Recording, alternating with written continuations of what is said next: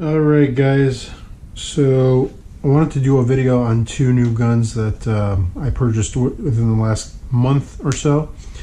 Both of them happen to be CZs. This is the CZ Scorpion Evo. This is the pistol version, and it is obviously a 9mm for those of you that don't know, and it comes without a brace as a pistol and looks something like this. Now, I've done a lot of stuff to it, so I wanted to explain that this is not exactly stock. However, nothing really major was done. So let's start off from the back, work our way up front. So this is a SB tactical brace. This is one of the nicest new style of braces that's out there for a lot of different styles of pistol, and it's very simple, obviously very sturdy. It's got the adapter that comes with already, so you don't have to purchase a separate piece. This is, I believe this is an Apex tactical pistol grip here. Has a little bit less of an aggressive angle as opposed to the stock grip, which comes out at a much sharper angle here. So I should say more aggressive angle. And this is a flat bow trigger. I am completely losing sight as to what the name of the company is. I do apologize for that, but I will put it in the description.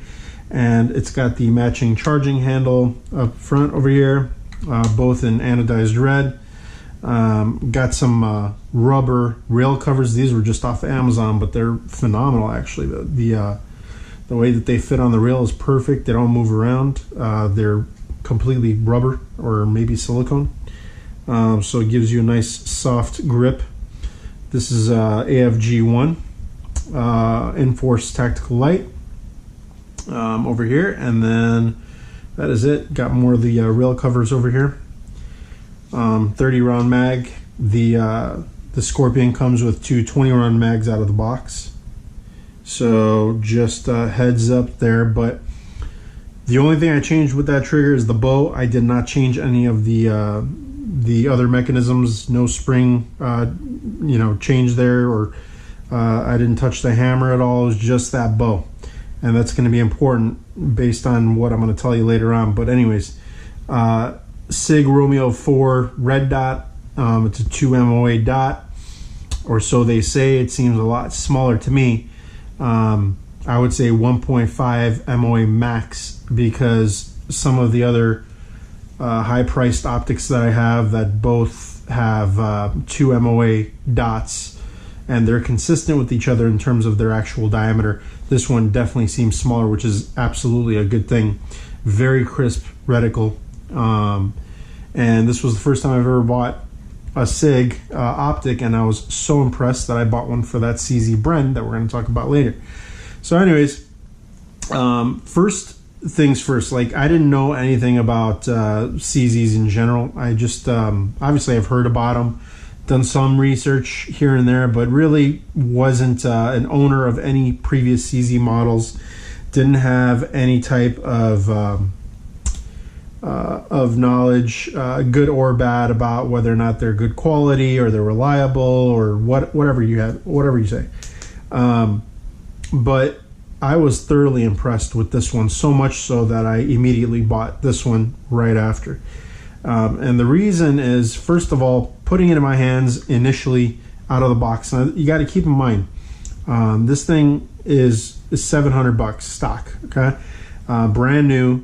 That is not a lot of money. There are pistols, even polymer pistols, that are more expensive. So right off the bat, my expectations were pretty low. I wanted a 9mm sub gun that I can just kind of throw in a backpack, and I figured, you know what, this is a great option just in terms of the reviews I was seeing and in terms of just the purchase price in general. So with that being said, I figured it was kind of a win-win situation, because if I loved it, great, and if I didn't, I didn't break the bank for it. And everything that you see here, so these are expensive. These are about $200. The Romeos are not expensive at all. They're about $300. So I mean, everything you see here costs probably under $1,400 total. So overall investment, not too bad. And I put it in my hands, and right off the bat, I felt that the thing is absolutely solid. So most of this is polymer, but I think it is fiber reinforced polymer, and it makes a big difference because it feels solid. It feels thick, it feels robust, it feels like it does not have any flex, any creep. It doesn't make any noise, it doesn't rattle. It's just very, very, very solid. Then you've got the bolt and slide mechanism here, very robust, very heavy, completely steel. So I mean, it's just a really heavy block of metal right there, and it's just the way it cycles and just the action itself, very, very smooth.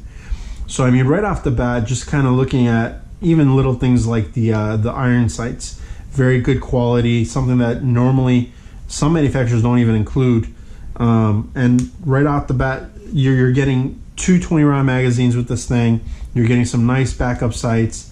You know, there's a lot there for the money, and I was very impressed just from the overall quality feel of the pistol here. So after shooting it, or upon shooting it, I had a smile from ear to ear, the likes of which I haven't had in quite some time with any of the rifles or pistols that I've bought, and predominantly because of the trigger and the accuracy and the ease of use and just the pure awesomeness of this thing.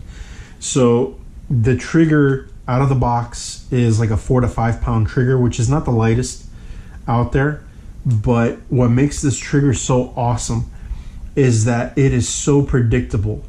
It's got a little bit of take up, then it hits a wall, you break the wall, and then the reset is like right there. I mean, there's no over travel. It's just so buttery smooth and so predictable, and that is, in my opinion, more important on a trigger than the actual weight. So it was so easy to stay on target with this thing, to get real quick follow-up shots, keep them all in your within a couple MOA. It was just a joy to shoot. I sighted it in within the first few shots. I was at 25 yards at an indoor range, so I couldn't go out further than that. But at 25 yards, it was just stupidly easy to hit my target each time, and it was too easy. I really believe that this can do a lot as far as longer ranges go. Obviously, it's not a long range gun, so when I say long range, I think that a reasonable and applicable range for this gun is going to be anywhere between 50 to 100 yards. I don't think you're going to be using this for target practice out further than that, but even in a real world scenario and just self-defense, I don't think you need any more than that. And I could 100% tell you that this thing is going to be accurate in any one of those type ranges. So with that being said, I was thoroughly pleased. Again, the shootability of this gun is absolutely awesome. I had a Chris Vector 9mm carbine, and I would argue that this shits on that carbine any day of the week, and it costs basically, as you see here, it's cheaper than the cost of a Chris Vector stock without anything on it. So absolutely positively thrilled with this purchase. And like I said, I was so thrilled that I ended up looking at the Bren, and I've been looking at the Bren for quite a while. I've wanted one. The only reason I didn't buy one is because I had a lot of different 5.56 battle guns or battle rifles, but I did want a battle pistol, as you can see here, because I was so thoroughly impressed with what the CZ could do with that 7.5-inch barrel on that Scorpion, that I figured an 11-inch barrel on this Bren pistol was going to be more than adequate and very accurate. And here's the deal. I haven't shot this yet. All right, so just full disclosure. I have a Scar 17. It's my favorite rifle of all time.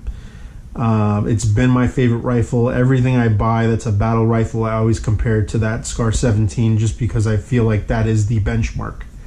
I could tell you right off the bat, and I'll cite the reasons why, but the build quality on this thing is far superior to that of the Scar.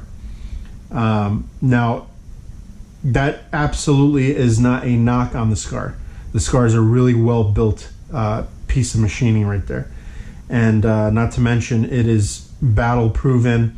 It is a pure shit hits the fan type of weapon that you can definitely put your life in its hands, or basically put it in your hands for your own life.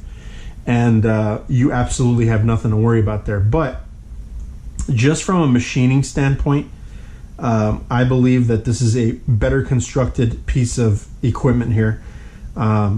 Let's start with the reasons why. So the polymer lowers on both the Scar and the Bren are going to be plastic. Obviously they're polymer, but the difference is that it is a much higher quality polymer that's on the Bren as opposed to the Scar. The Scar, you could actually flex the magwell if you squeeze hard enough. You'll feel right off the bat, just kind of feeling the plastic itself. You'll know that it's a cheaper grade of polymer on the Scar versus the one on the Bren. The one on the Bren is so firm, it is so robust, it is so thick that you'll swear that it's aluminum. I mean, and I know that that seems and that sounds far-fetched, but take my word for it.